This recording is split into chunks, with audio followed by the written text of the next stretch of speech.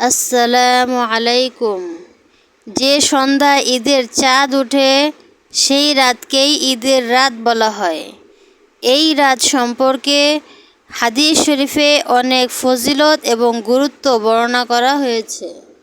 হযরত আবু উমামা রাদিয়াল্লাহু আনহু থেকে বর্ণিত, তিনি বলেন, নবী করিম সাল্লাল্লাহু আলাইহি ওয়াসাল্লাম বলেন, যে ব্যক্তি দুই ঈদের রাতে আল্লাহ তাআলার কাছ থেকে সওয়াব লাভের আশায় ইবাদত বন্দেগী করে, তার অন্তর ওই দিনও মরিবে না যেই দিন সকলের অন্তর মরিয়া যাইবে।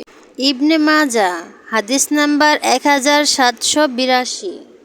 হযরত উবাদা ইবনে সামিত রাদিয়াল্লাহু আনহু থেকে বর্ণিত, যে ব্যক্তি ঈদুল ফিতর এবং ঈদুল আজহা দুই ঈদের রাতকে ইবাদতের মাধ্যমে জীবিত রাখে, তার দিল ওই দিনও জীবিত থাকিবে যেই দিন সকলের দিল মরিয়া যাইবে।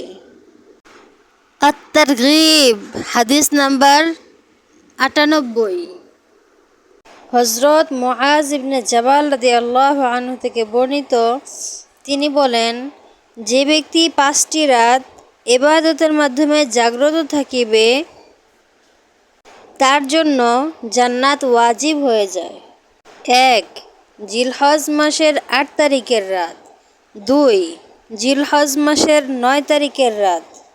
3. ঈদুল আজহার রাত। 4. ঈদুল ফিতরের রাত। 5.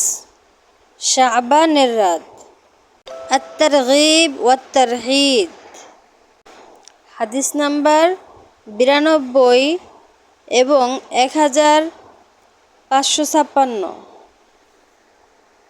হযরত আউস আল আনসারী রাদিয়াল্লাহু আনহু থেকে বর্ণিত, তিনি বলেন, নবী করিম সাল্লাল্লাহু আলাইহি ওয়াসাল্লাম বলেন, ঈদুল ফিতরের দিন সকালবেলায় ফেরেশতারা রাস্তায় রাস্তায় দাঁড়িয়ে যায় এবং লোকদেরকে বলতে থাকে, হে লোক সকল, তোমরা এসো, রবের পক্ষ থেকে পুরস্কার গ্রহণ করো।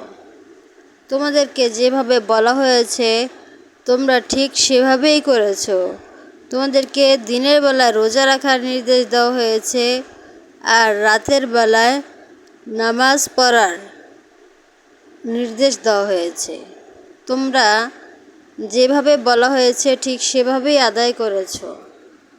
অতএব তোমাদেরকে আজকে পুরস্কৃত করা হবে। তোমরা তোমাদের পুরস্কার গ্রহণ করো।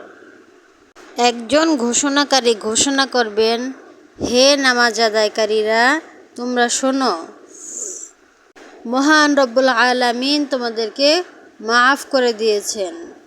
তোমরা গুনাহ থেকে মুক্ত অবস্থায় সকলেই সকলের আবাসে ফিরে যাও।